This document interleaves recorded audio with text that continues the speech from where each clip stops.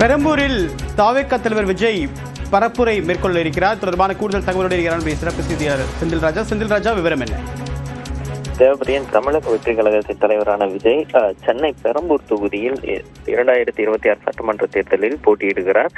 அதற்காக அந்த தொகுதியில் பணிமனைக்கு இன்று சென்று அந்த பணிகளை பார்வையிட்டு இருக்கிறார். அது மட்டும் இல்லாமல் அங்கு இருந்த பொதுமக்களுடன் அங்கு இருக்கக்கூடிய குறைகளையும் கேட்டறிந்திருக்கிறார்.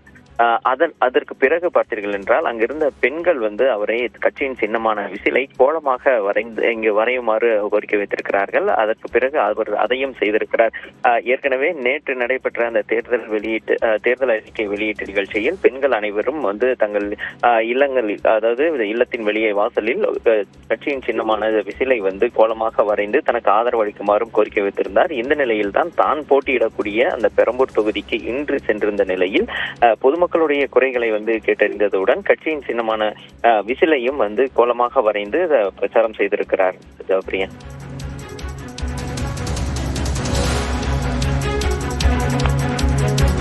விரிவான தகவலுக்கு நன்றி செந்தில் ராஜா.